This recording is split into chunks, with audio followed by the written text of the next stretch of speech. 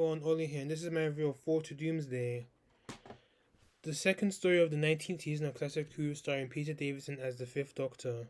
4 to Doomsday is a 118 story overall, it's 4 parts long, and it's written by Terence Dudley. So the plot of 4 to Doomsday is as follows. The Doctor has returned Tegan to 1980 Ron. The right time, but the wrong place. The TARDIS has landed on a massive spaceship 4 days away from Earth. It is the domain of the Monarch, a scientific genius with almost godlike power. Monarch rules over 3 billion of his species, as well as a group of apparently immortal humans from Earth's history. What part has he played in Earth's past, and what are his plans for the future? Will he save humanity from itself, or be its destroyer? It's 4 to Doomsday, and the Doctor has no time to lose finding out. So that is the plot of 4 to Doomsday.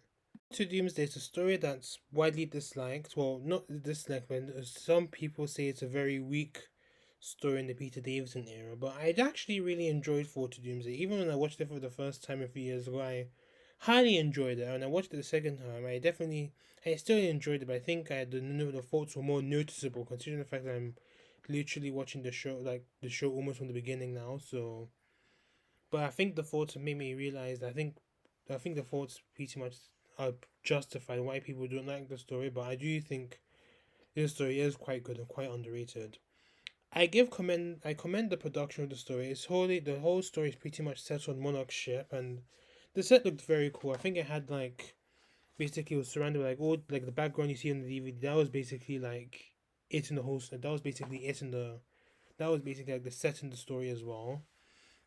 But other rooms such as Monarch's room, the floral room, and the main square where all the celebrations and all the cultural festivals were held, they're all quite impressive. The special effects look really cool, especially for the early 1980s, especially when the Doctor was trying to reach the TARDIS thanks to Tegan, who pretty much caused the TARDIS to be marooned outside Monarch's ship because she was trying to dematerialize the TARDIS, which she actually does do so, but then the TARDIS ends up outside the Monarch ship, and I liked how the Doctor was trying to like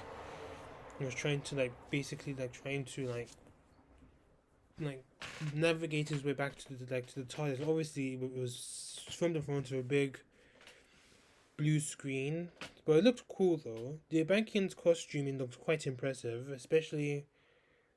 I liked how green they looked. They looked oddly enough they looked like this, so to speak. I think the guy that just pointed out was Monarch. He's played by Stratford Jones, and yeah, I think John Stratford Jones. And I think he had an issue with the costume. I think he wanted a mask so he can allow him to speak clearly or something like that. But he had an issue with it. The script was alright, and the direction by John Black was pretty decent, but weak in some places. And I think the plot of this story seemed quite basic, but it was quite easy to follow and quite good. And I just realized that the 4 to Doomsday actually meant the title meaning 4 to Doomsday because Monarch's ship was 4 days away from Earth. I just realized this. It was 4 days away from Earth, and when Monarch arrived on Earth, he pretty much wipe out the human race. And I just realized, and I thought that was quite clever. And I think 4 to Doomsday actually does remind me of Noah's Ark because Monarch pretty much abducted different ethnic people from different time periods and pretty much kept them on his ship and prolonged their lives by turning them into androids.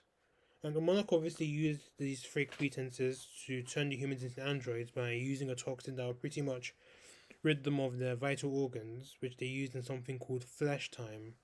But in actual fact, would actually kill the humans, wipe them out. I do like how the story is able to showcase some of the cultural elements of this story, such as the Aborigines dancing, and I think one of the Aborigines was actually playing a didgeridoo. Yeah, and the Chinese festival of the Chinese dragon. Stereotypical, yes, but it was still fun to see. I like that. I definitely like how the whole cultural appreciation thing in the story was quite cool. When I did notice that this story was struggling to make views for all 3 companions, and I mean they all did a good chunk in this story, but then obviously in part 4 they pretty much had Tegan locked in the TARDIS for at least most of the story, but because obviously she couldn't control the TARDIS to go back inside the ship. So as I said before, in this season, pretty much almost in every story, you definitely have a companion shoved to the sidelines because the plot is unable to contain all 3 companions. In terms of memorable moments, I think there were quite a few. I did like how the Doctor and Tegan were the first to meet the Abankians, and how when Enlightenment and Persuasion were like asking, well, especially more Enlightenment were asking about what the Earth's fashion is like, so because it's been a while since they've been there. Tegan was able to draw them what people were wearing, like what they were wearing on Earth, and the part one cliffhanger was revealed that they pretty much took form of Tegan's drawing, and that was quite impressive. I did like how Nissa was able to save the Doctor in part four when they were about to execute the Doctor. And it's not Tegan. Nissa was able to use the pencil that she borrowed from the Doctor and his sonic screwdriver to try and like stun everyone to rescue the Doctor, but it doesn't really last long.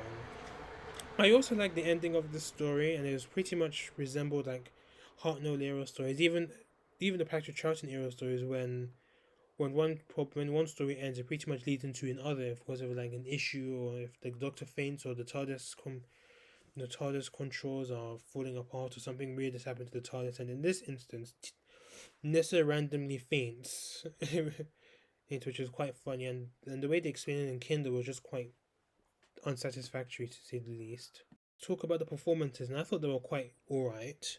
Peter Davison was quite good, even though this was his first story that he filmed as the Fifth Doctor. In order to build his confidence to stay in the role, he did a good job, but you can tell that he lacked the confidence and he was quite nervous, because you can tell from his body language he didn't really know what to do and such. And even you can tell by his performance that he was just basically like revising his lines and stuff and the directions that he had to do. And but he still did a very good job. But I mean, I understand, because this is his first the first story that he filmed, and he didn't know what to do. And Davison said himself that he didn't really like filming the story because he was quite new. He didn't know what to do exactly. But I did like the part when he was telling Adric off for like carelessly siding with Monarch and like going like agreeing with his plans and shit like that.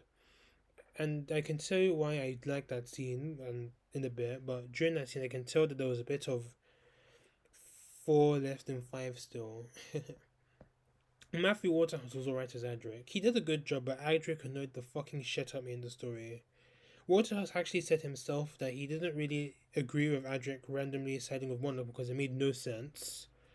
And even when Adric decided to, even before Adric decided to make the decision to like side with Monarch, he was making rather disparaging comments to Tegan and this in the TARDIS when he said that women are quite bossy and stuff like that, which Tegan, obviously, yes, she was quite, yeah, yes, Tegan here was a bit of a handful, but I don't think she actually deserved to be like spoken to like that by Adric. And even he was even being rude to Nissa when she obviously disagreed with what Adric said, and she was obviously reading a maths book in the TARDIS, and she was saying, I mean, that's not true. Do you see this book I'm reading? Mindless. And then Adric pretty much responded, well, you're not a woman, you're a girl, aren't you? Which was, honestly, if I was either Nissa or Tegan, I would have slapped the fucking shit out of Adric for saying that, because I don't know why the writers randomly decided to have Adric behave like a dick all of a sudden. It just made no sense at all.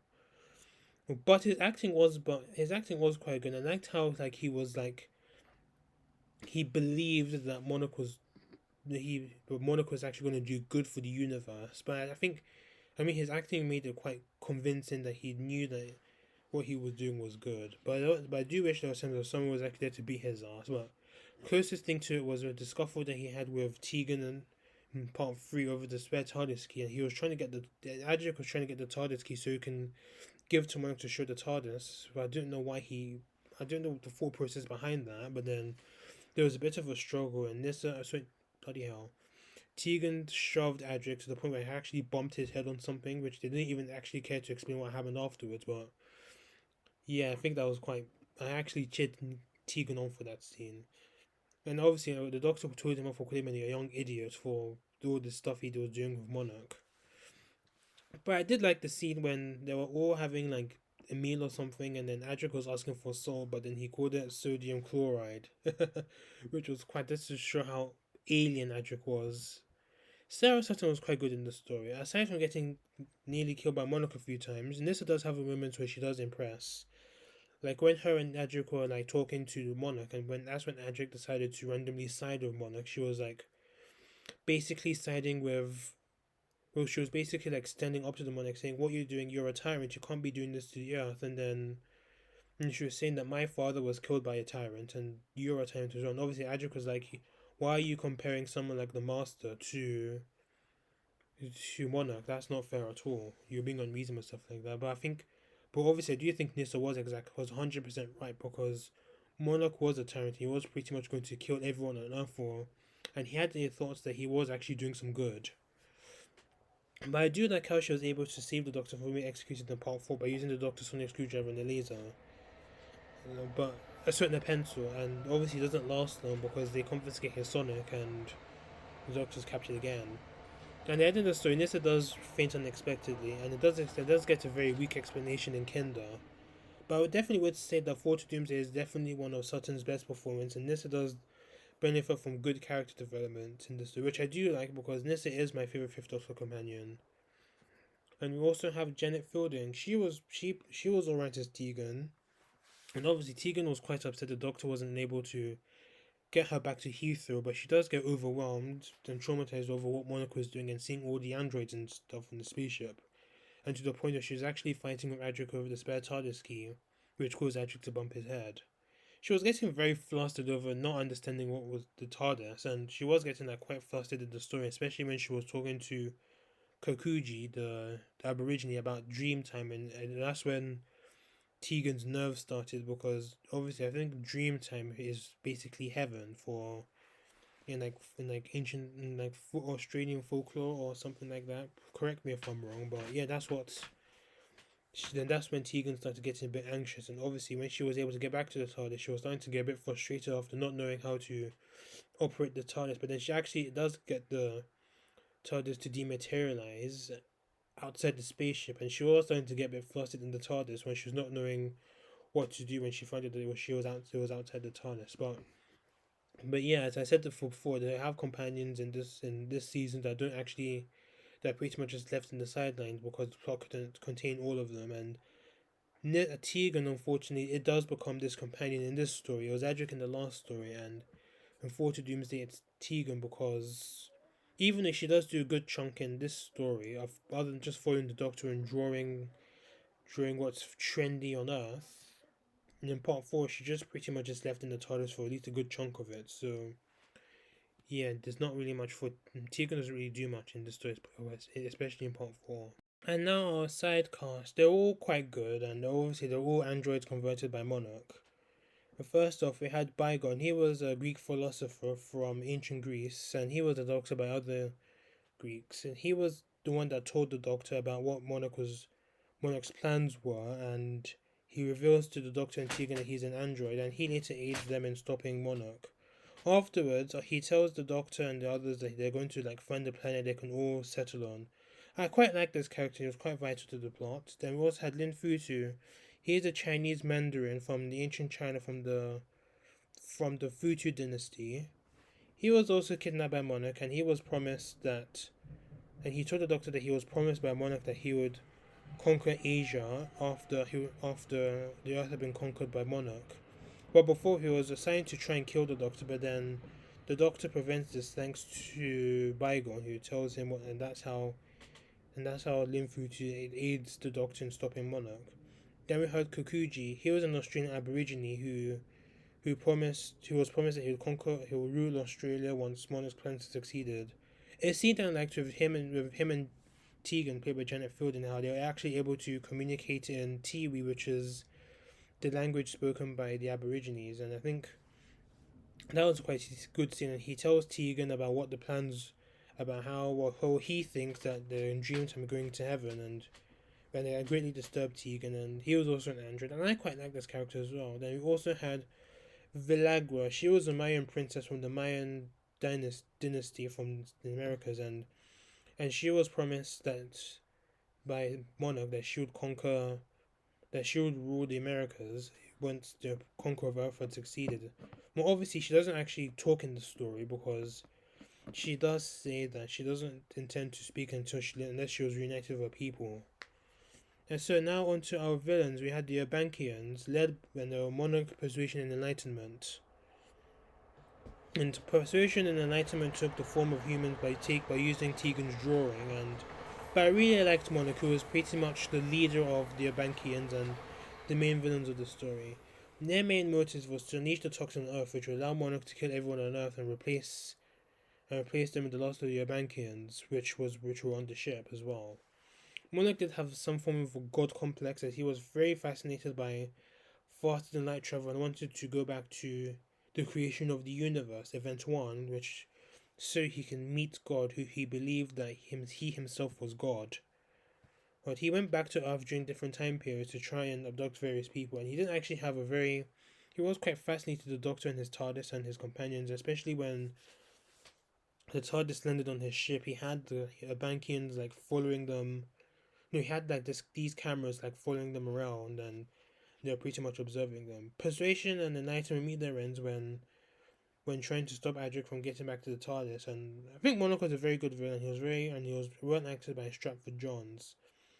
Persuasion and Enlightenment were good side villains as well, but I think Monarch was a very good villain. We're probably one of the best villains of this season. So the faults of this story. The main one was Adric mainly deciding to side with Monarch for no reason whatsoever, and I think the only reason why it was written so that the Doctor and his companions can actually tell Adric that what Monarch is doing is wrong and he has to be stopped.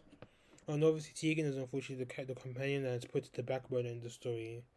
Well, for part 4 anyways, and she's in TARDIS for at least a good chunk of that part.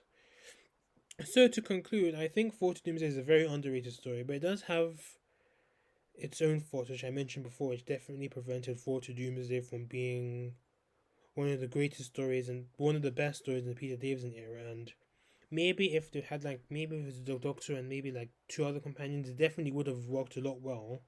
So I give 4 to Doomsday an 8 out of 10. My next review will be Kinder. Thanks for watching this review. Please let me know what you thought of 4 to Doomsday and subscribe to my channel if you haven't done so already. Follow me on my social media websites below. And until then, I shall be seeing you later.